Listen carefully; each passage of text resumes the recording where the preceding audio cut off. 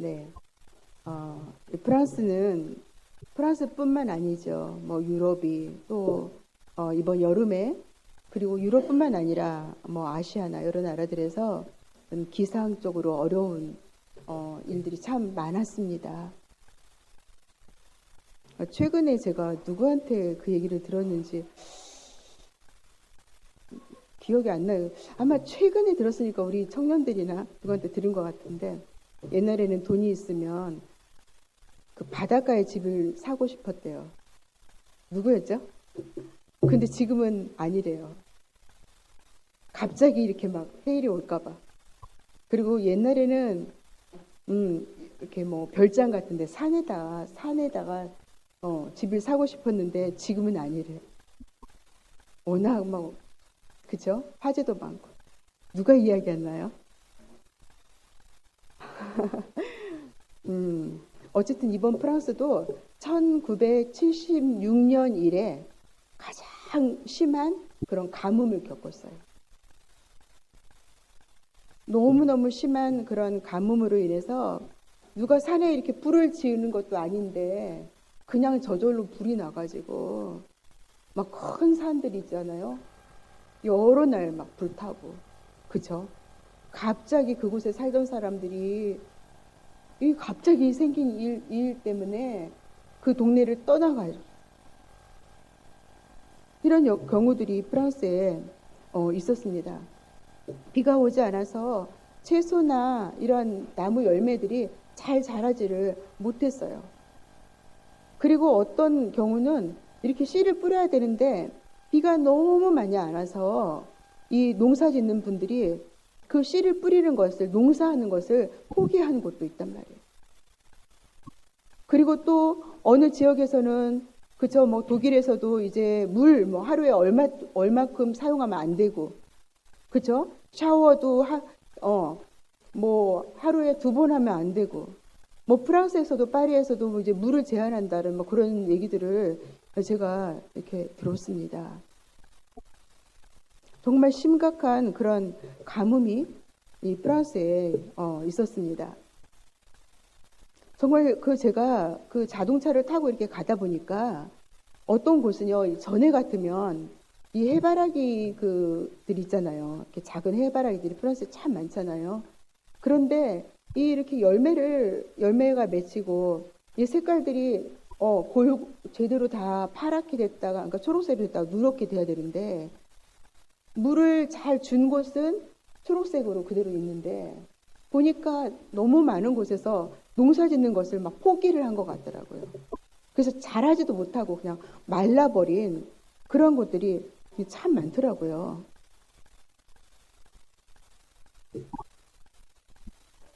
여러분, 며칠 전에, 그러니까 한 2주 전에였어요. 2주 전에 우리 그 중보기도 팀에서 중보기도 모임이 이제 줌으로 있었거든요. 그날 근데 중보기도를 하고 있는데 말씀을 나누고 이렇게 하고 있는데 한 10시 반 무렵에 제가 정말 여태껏 들어보지 못했던 제가 여태껏 들어보았던 가장 큰 이 번개 소리를 들었던 것 같아요. 얼마나 심했는지 우리가 줌으로 만나고 있는데도 다들 깜짝 놀랐어요.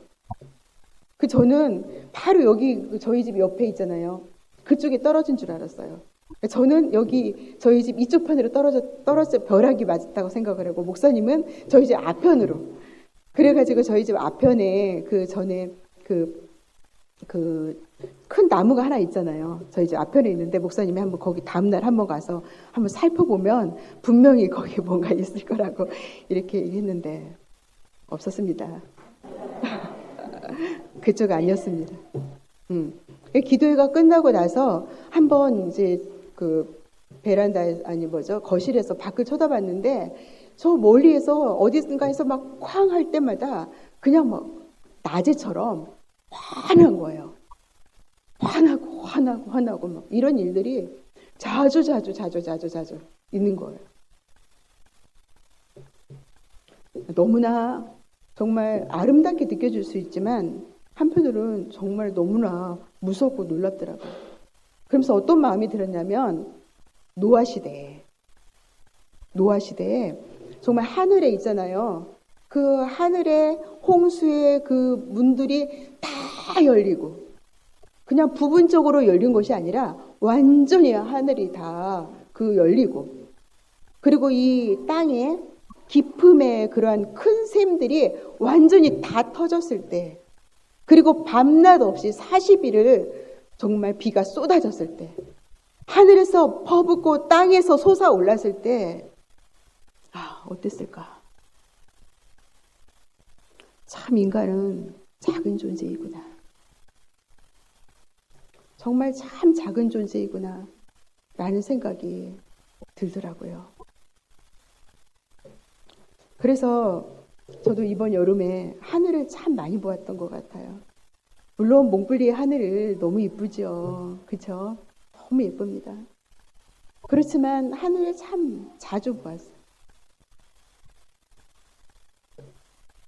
여러분, 오늘 우리가 함께 읽은 이 말씀 가운데도 하늘을 바라보고 있는 한 젊은이가 있어요. 이분은 나이가 지긋한 그런 분도 아니었어요. 청년. 이 청년이 오늘 하늘을 보고 있는 것.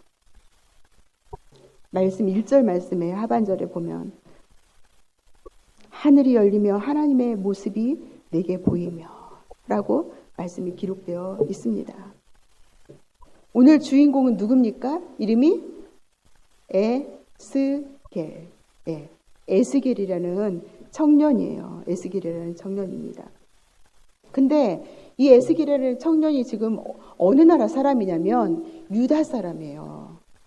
그러니까 이스라엘 사람인 거예요. 유다 사람.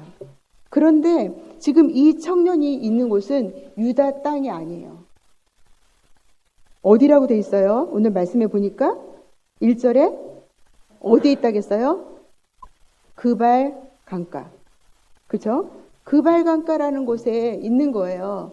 여기는 이 유다의 땅이 아니라 바벨론이라는 다른 나라의 그 땅에 지금 있는 거예요.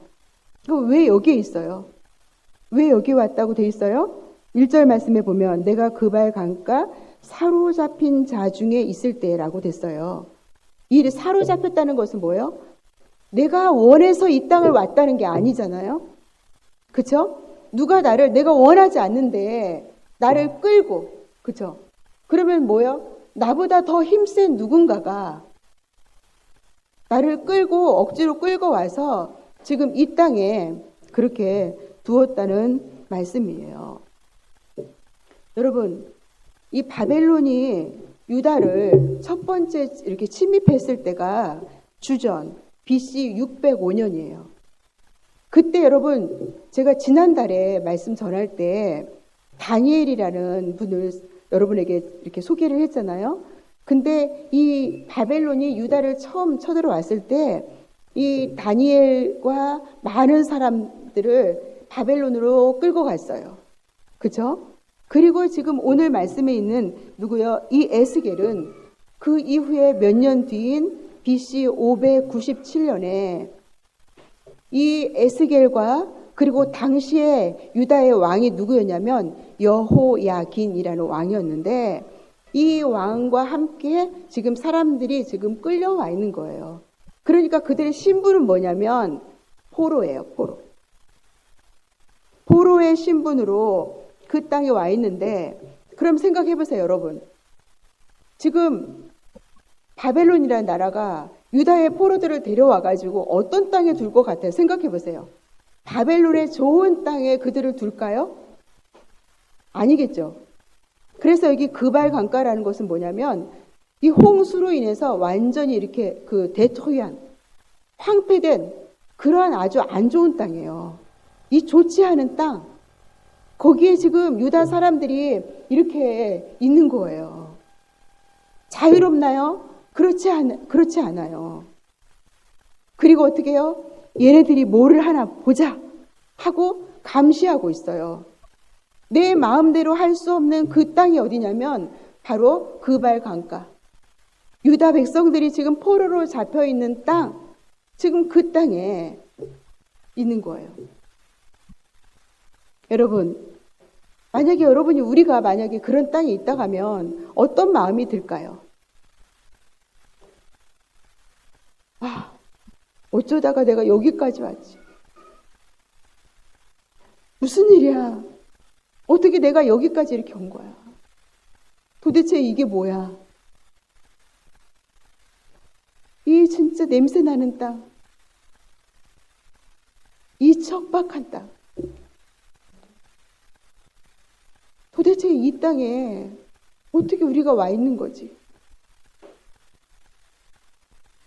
오늘은 희망이 있을까? 내일은 세상이 변할까?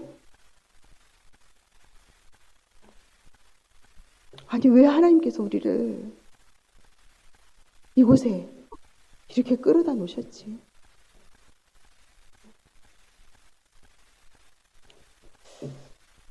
아마 그런 마음이 들었을 것 같아요, 저는.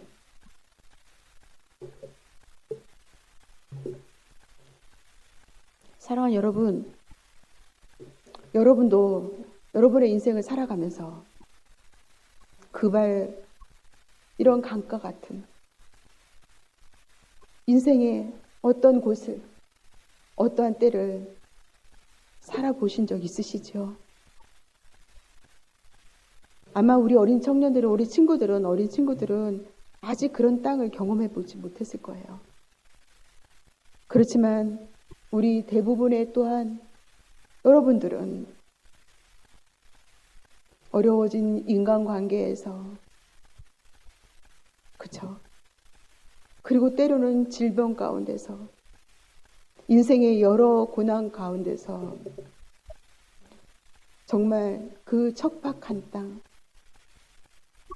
냄새나는 땅, 소망이 없는 땅처럼 여겨진 아마 그런 땅을 경험해 보셨을 거라고 저는 생각합니다. 아까 말씀드린 것처럼 이 에스겔이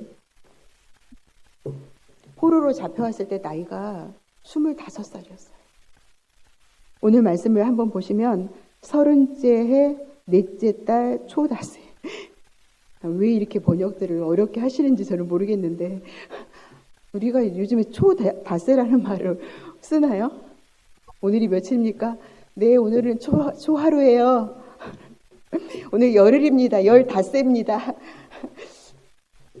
지금 그래서 번역을 하고 있어요. 우리가 알아듣기 쉽게. 제가 하는 거 아니고요. 전문가들께서, 신학자들 번역하고 있으니까 여러분 기대하시고, 이런 말이 어려울 때는 어떻게 해요? 다른 번역본을 보시면 돼요. 새 번역본 이런 거 있잖아요. 보면 쉽게 돼 있으니까 그 책을 보시면서 이해를 하시고, 안 되면 또 불어 성경도 보시면 쉽게 이해를 할 수 있죠.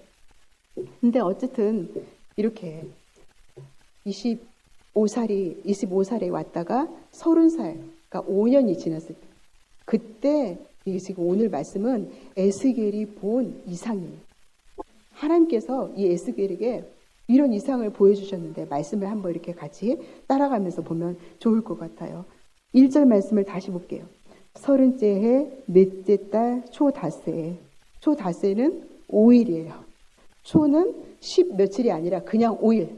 그걸 초다세라고 하는데, 내가 그발 강가 사로잡힌 자 중에 있을 때, 이 말씀은 뭐냐면 혼자가 아니라는 거예요.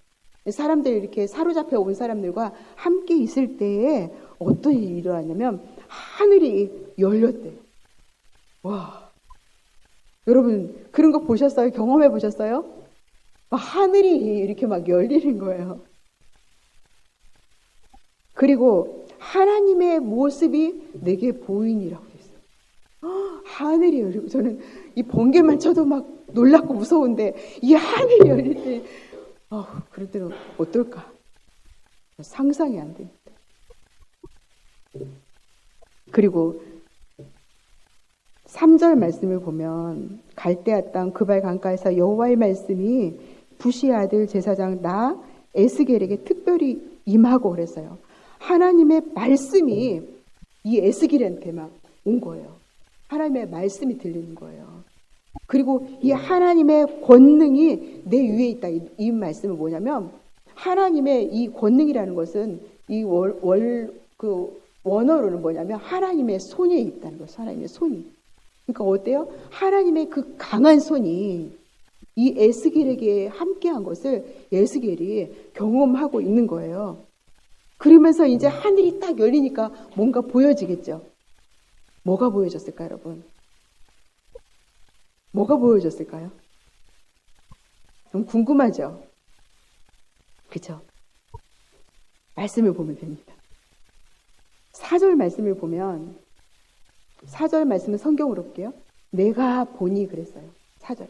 내가 보니 북쪽에서부터 폭풍과 큰 구름이 오는데 그 속에서 불이 번쩍번쩍하여 빛이 그 사방에 비치며 그 불 가운데 단쇠 같은 것이 나타나 보이고 그 속에 뇌 생물의 형상이 나타나는데 그들의 모양이 이러하니.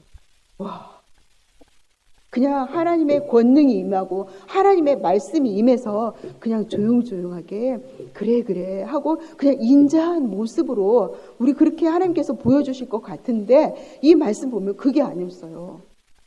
엄청난 큰 폭풍이 임해가지고 이 에스겔이 막 가만히 있을 수가 없는 거예요. 막. 그렇죠? 여러분, 높은 산에 올라가면요, 이 구름이 막 이렇게 막 일어나면 정말 정신이 없거든요. 근데 막 그 구름이 휘몰아치는 거예요. 그러면서 눈에 막 번쩍번쩍하고 막 번개처럼 막 왔다 갔다 하고서 막 거기서 막 생물들이 보여지고 이러는데 정말 정신을 차릴 수 없게 된 거예요. 그래서 1장 4절부터 있잖아요. 1장 거의 마지막 절까지는 이 에스겔이 무엇을 보았는지가 막 다 이렇게 지금 나타나고 있습니다.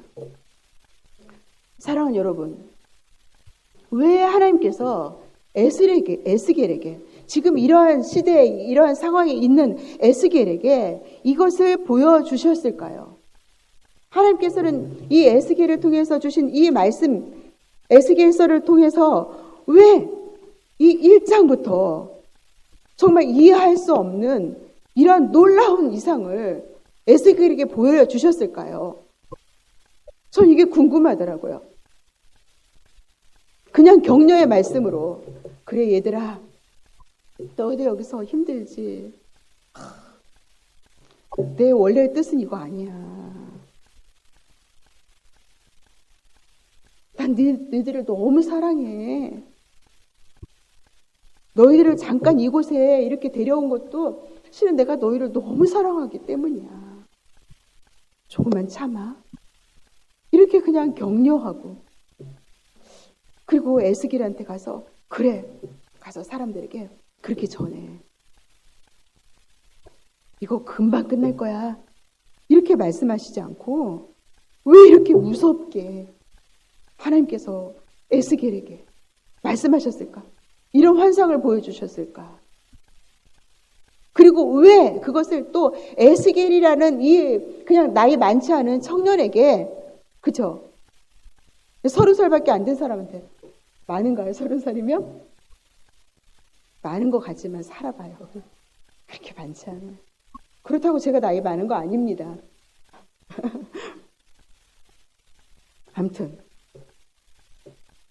저는 이것을 생각하면서 이 말씀을 다시 봤어요. 그랬더니 아니 이 하나님께서 이 똑같은 시간을 2번이나 반복하시더라고요.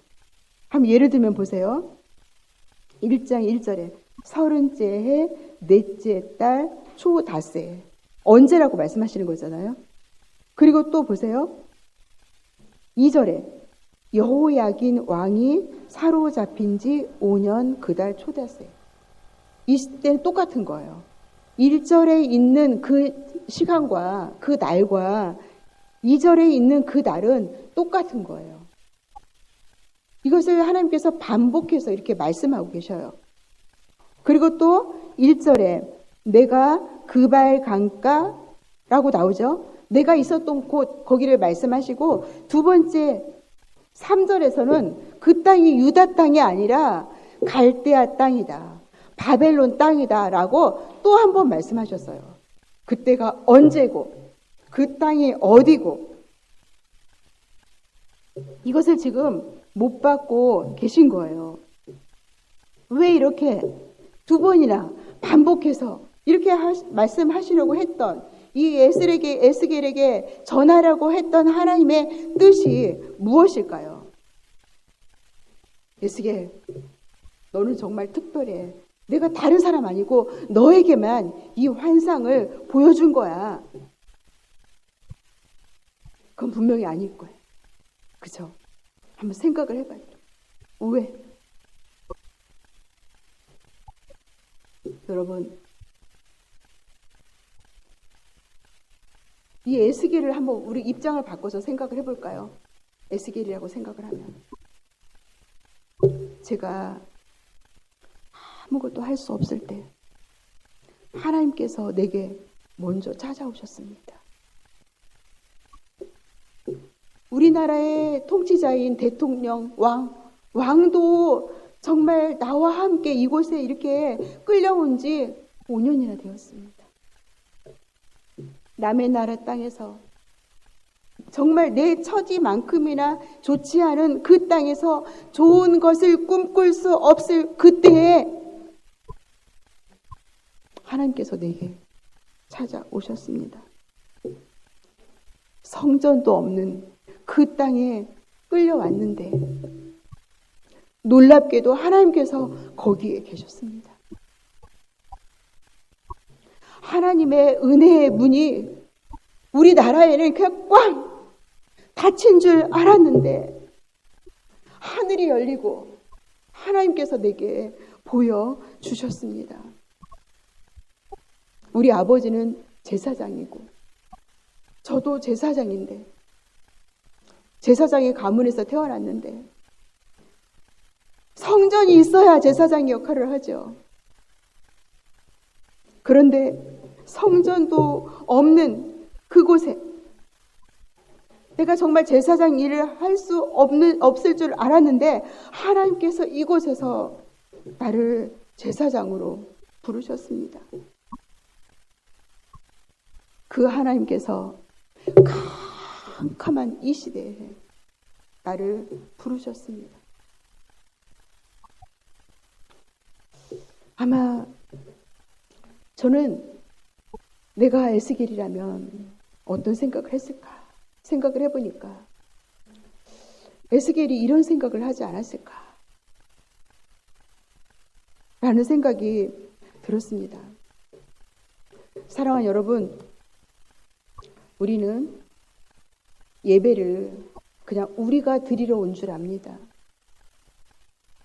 물론 그렇지 않을 때도 있지만 우리가 이 시간을 기억하고 우리가 이 시간에 와서 하나님을 우리가 이 시간 예배의 자리에 초청한다고 이렇게 생각할 수도 있습니다. 근데 바뀌었습니다. 예배는 하나님께서 우리를 초청하신 거예요. 우리가 와서 하나님 예배 시간이 되었으니까 이 자리에 와주세요. 그게 아니라 하나님께서 우리에게 초청장을 보내신 거. 예배의 자리로. 그러니까 우리는 어떤 마음으로 하나님께 예배를 드려야 되나요?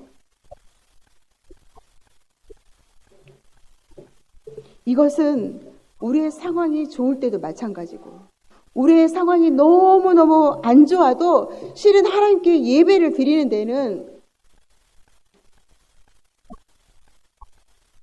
두려울 것도 없는 거예요, 실은. 왜냐하면 하나님 아버지께서 우리를 초청한 것이기 때문에 그래요. 그러므로 우리가 예배를 통해서 가장 중요한 것은 뭐냐면 우리를 초청하신 하나님을 만나는 거예요. 교회 와서 사람들 만나고 그냥 찬송 드리고 말씀 듣고 했는데 하나님 못 만나고 가면 이건 정말 오늘 예배를 잘 못 드린 거예요. 왜냐하면 예배는 하나님께서 우리를 먼저 초청하셨기 때문에 그래요. 그래서 하나님을 보셔야 돼요. 하나님을 만나야 돼요. 하나님은 자기 자신을 드러내 주셨어요, 이미. 하나님께서 만드신 자연 만물을 통해서. 그런데 이제 우리가 그 자연 만물을 통해서 하나님을 제대로 볼 수가 없어요. 왜냐하면 하나님이 만드신 그 자연이 너무 초라하기 때문에 그런 것이 아니라 우리의 눈이 어두워졌기 때문에 그래요. 우리의 영혼이 죄로 인해서 죽었기 때문에 하나님이 이렇게 보여주셔도 하나님의 이름이 온 땅에 하나님의 만드신 만물 안에 하나님의 영광이 이렇게 다 감춰져 있는데도 우리가 그것을 볼 수가 없는 거예요. 우리 영혼이 죄로 인해서 죽었기 때문에. 그래서 하나님 아버지께서는 예수 그리스도를, 예수님 우리 가운데 인간의 몸으로 우리에게 하나님의 말씀을 전하도록, 우리를 다시 살리도록, 우리를 다시 하나님의 나라의 백성으로 회복시키도록 예수 그리스도를 우리 가운데 보내주셨어요. 그러므로 우리가 예수님을 바로 믿을 때 우리는 그 예수님을 통해서 하나님 아버지를 볼 수 있고 만날 수 있습니다. 그런데도 우리는 어려운 일이 있으면 뭐부터 끊어요? 그냥 하나님과 우리 사이에 오는 그런 것부터 딱딱 끊어요. 말씀 끊고, 기도 끊고, 예배 끊고. 그죠?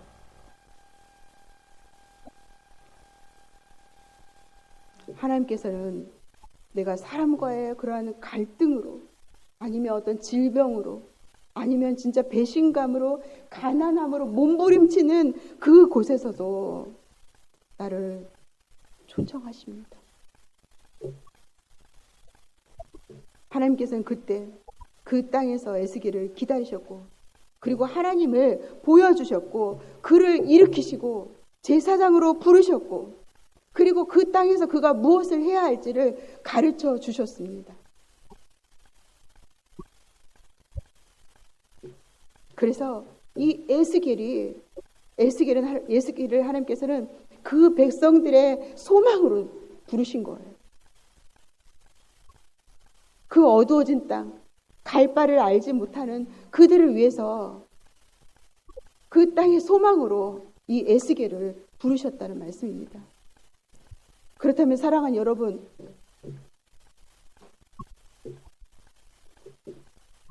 하나님께서 우리를 왜 부르셨을까요? 왜 이렇게 우리에게 계속해서 하나님을 가르쳐 주시고 알려주시고 보여주시고 그렇게 하실까요? 그것은 우리 자신만을 위한 것이 아닙니다. 아직 그발 강가 같은 우리의 가정, 그발 강가 같은 내 직장의 그러한 인간관계,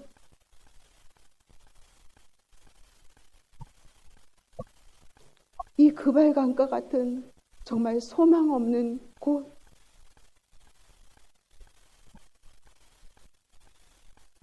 그들에게 그곳에서 하나님의 소망이 되도록 우리를 불러주신 겁니다. 에스겔서 1장은 이렇게 하나님께서 에스겔에게 이 하나님의 이상을, 하늘을 열고 이상을 보여주신 것으로 시작이 되었는데, 놀랍게도 여러분, 에스겔서 한번 마지막을 한번 찾아보세요. 에스겔서 마지막은 에스겔서 48장이에요. 48장 35절 말씀입니다.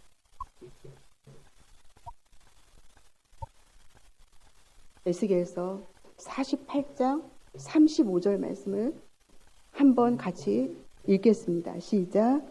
그 사방의 합계는 18,000척이라.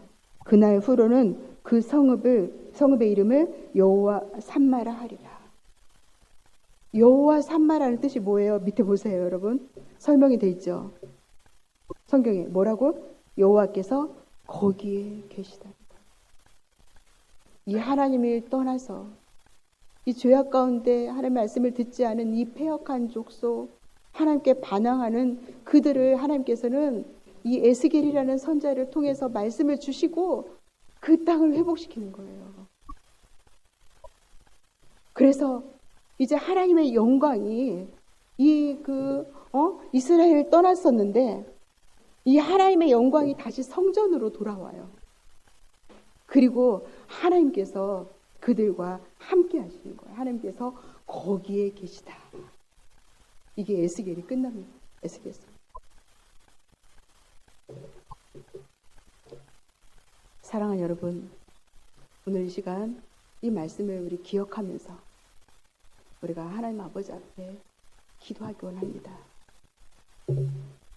우리 인생에 정말 그발 강과 같은 그러한 곤고한 정말 가문 그러한 혹시 시기를 그러한 곳을 통과하고 있는 분들이 계시다면 걱정하지 마세요. 왜? 하나님께서 거기 계시거든요.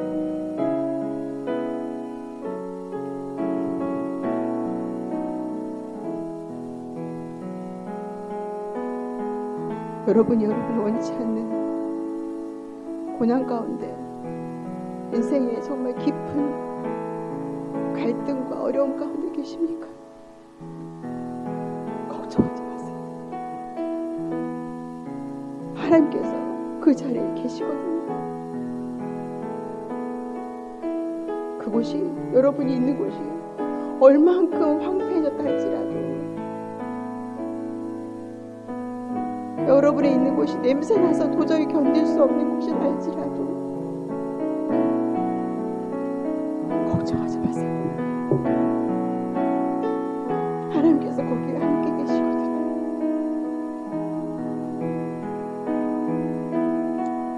그렇게 우리를 오늘 예배에 초대하셨어요. 지금 기도하십시다.